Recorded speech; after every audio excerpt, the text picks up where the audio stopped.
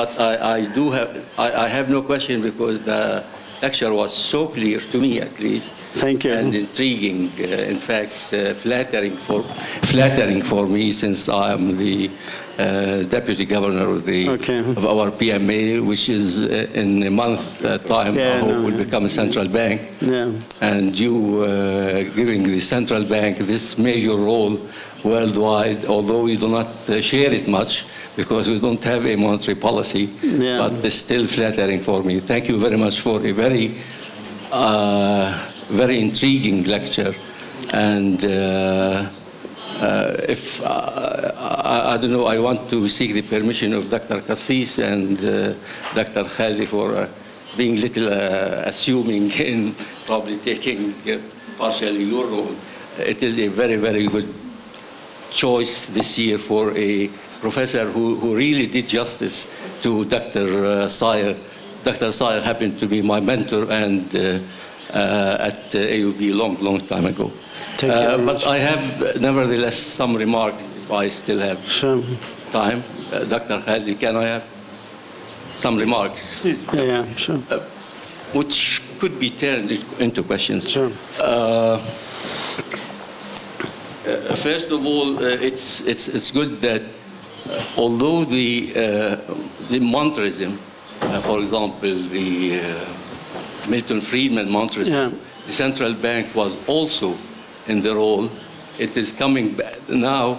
The monetarism of Milton Friedman, which stresses money supply,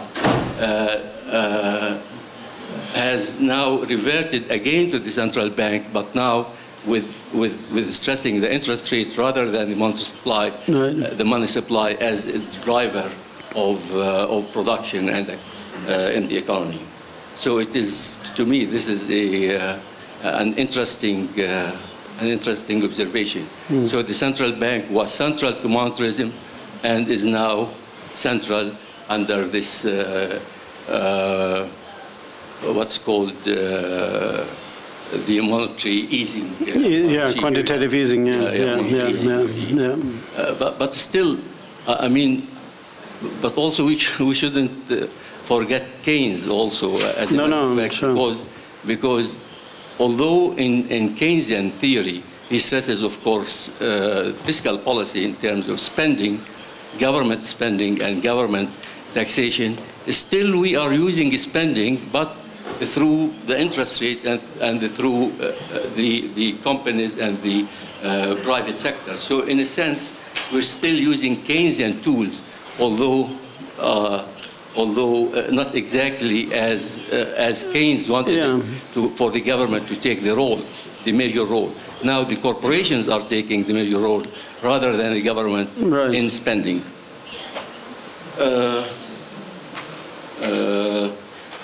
I want also, I have my thoughts all on the floor.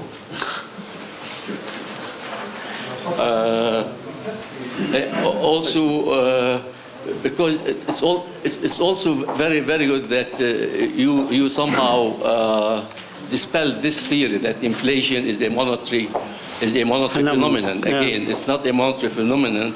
It is now inflation is driven by interest rate. But my last comment here, wages. On your comments about wages, where would you make Piketty's, for example, Piketty's major breakthrough study that wages have been going now to the computer savvy and so on, and the distribution of wages are now more to the computer-oriented rather than the actual worker, which explains some of the Trump's success, because those wages were mainly to the elite, the technical elite, in a sense. Thank you very much. Thank you. Just on Piketty, that's important. Indeed, I think Piketty is right in its conclusion, but he's wrong in his analysis, because his analysis is based on neoclassical capital theory or growth theory, which I do not see does have much explanatory power. The point is that Piketty is forgetting, and I think meanwhile he has realized it after the book, is the power relations between capital and labor, which have changed dramatically, due in particular in Europe, due to the situation that we have very high unemployment for a long time. That is putting the pressure on wages, and much less than capital as such. It's a power game, and we have in this power game, once you have capital, so to say, having the upper hand, you need a government to correct that, because it can only work if there is a balance of power between capital and labor, and this is no longer there at this moment of time. I have Samia and Fadal. Samia, or either one, please. Okay, just going back real quick to the Palestinian situation, where the prospects of increasing productivity are really hindered by the situation, mainly the occupation and its practices on the ground. So do you still think that your envisaged positive impact on the economy by introducing wages inflexibility is still valid? Yeah, absolutely. I think whatever the preconditions are, I know they're very difficult here, but if you have some productivity progress, some investment that creates some productivity progress, and at that moment you have to have the wage increases, the corresponding wage increases. This is absolutely crucial for any economy in whatever circumstances, because always with the exception, if you cannot just rely on exports. If you can export it all, as Germany does, and if you can create export surpluses, then the situation is different. But this is not the rule, and the question is whether your neighbors will allow it. And in your case, anyway, with a currency that you do not have, an exchange rate that is determined elsewhere, it is very difficult to go for an export strategy, because that can be, so to say, destroyed within hours or minutes or days on the currency markets, and depends on Israel very much. So I think, in particular, for countries that are small but have some productivity potential, the wage question is extremely important. Let me make one example, which is crucial in this case. Look at Northern Africa. Roger knows we have been looking closely into the Northern African economies after the what was called the Arab Spring, and what happened there? Well, all these economies had a certain amount of productivity increase. They had growth rates of 5-6% over a couple of years, but this never was systematically trickled down to the wage earners. Never. We have no evidence that wage earners were participating in this productivity increase. And the productivity increase in these countries was every year something like 2-3 at least percent, maybe 4%. But these 4% were never coming down to the wage earners, and that is why people got really mad about the whole situation. That is the one thing. But on the other hand, there was no sustainable growth of domestic demand. Domestic demand is extremely important, but the whole process was based on the chance to export to the developed economies, and that is not enough. That is not enough. As I said, in some circumstances that may happen and may function, but it's not a model for all the countries to go for the export channel and try to be successful there for a long term. If I may just interject on this, if you can have investment which is creating productivity increases in certain sectors of industry, let's say, or communications, or banking, or whatever, is there an argument for a minimum wage policy that is sectorally adjusted? Because when you have other areas of the economy which are actually declining productivity, maybe, or whatever, I mean, is that feasible policy-wise? No, my position is very clear here.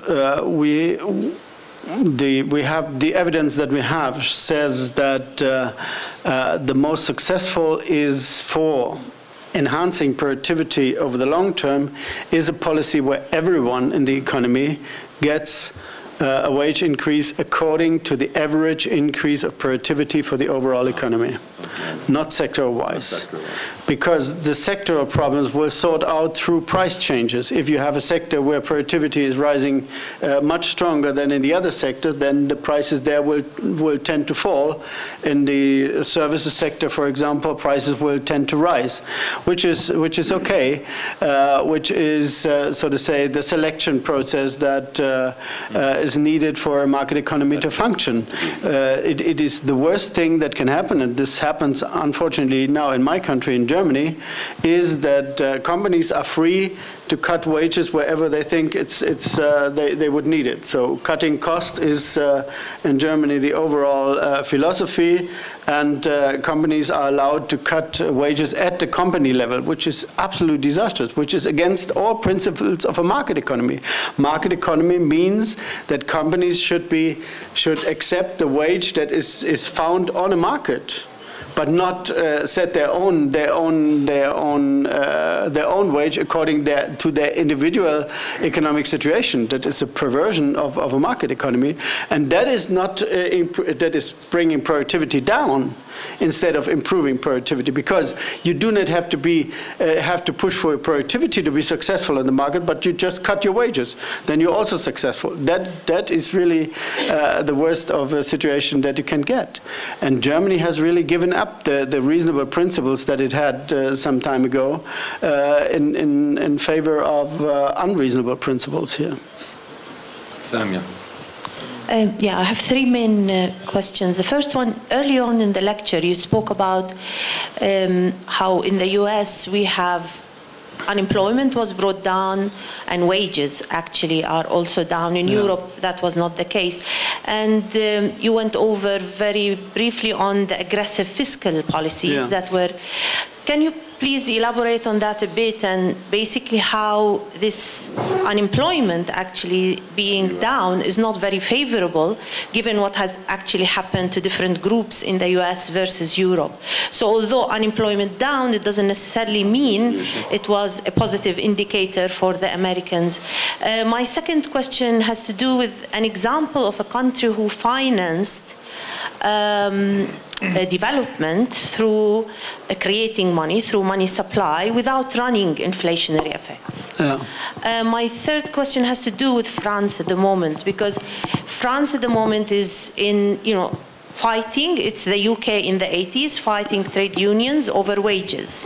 How do you read what's happening in France, given the lecture that you've just given us? Thank you. Let me start with France. I think they're doing the wrong things. Macron has the idea to please Germany on the one hand by following the German dogma of labor market flexibility. That's the one thing. And by pleasing Germany there, he wants to get, so to say, ask for a price which is more investment for overall Europe. I do not think that's a good combination, because the so-called flexibility of wages in France will destroy the one pillar France is standing on, which is domestic demand. France domestic demand is extremely important, and he's kicking that pillar away, so to say. That is not a reasonable policy. But the strategy is that he wants Germany to agree to a much more aggressive fiscal policy all over Europe, in Europe, for the EMU, monetary union as a whole. That is the main idea.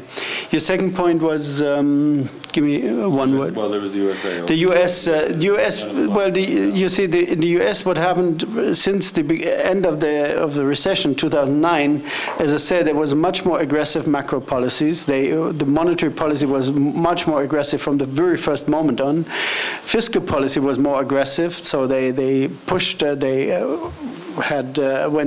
accepted much higher deficits than in Europe. And they went up to the point where Trump came in. They were not hesitant to really, do at least a little bit on the side of wages. Well, I have been very close to, I've been talking directly to the former economic advisor to Obama and other people in the administration, and they all said we have one big problem in the United States now, that is wages. So the wage increase that is not strong enough for the situation of the recovery where we are in. And they were even considering, before Trump, as I said, they were considering strengthening the unions, doing something to strengthen the unions so that they come back to a normal wage cycle. But in the US, that has disappeared. But you see, the difference between US and Europe is nevertheless enormous. In the US, the nominal wage increase, the average nominal wage increase at this moment of time is something like 2.8%. In Europe, it is 1.5%. So there is much more pressure on wages now in Europe, and which is due to the German deflationary policy, which is a big mistake, because Europe is as closed, a big closed economy as much as the United States. For them, for such an economy, domestic demand is everything and exports are nothing for the whole of Europe. And this is totally forgotten by Germany. So, and this is the main strategic error that we do not understand, never understood in Germany, that the euro area has to be managed in a totally different way, much more like the US than Germany before. So your first question was? How can you have productivity increases and sustained wage rises without inflation?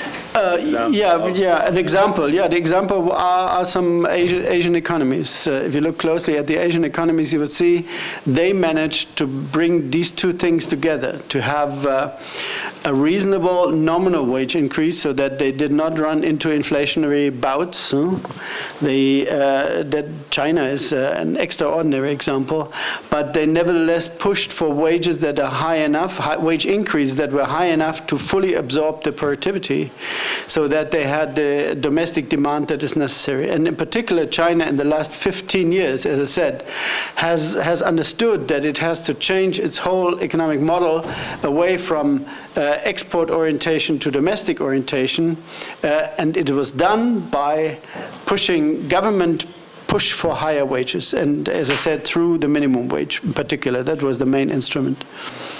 One more, Magda, Ahmed,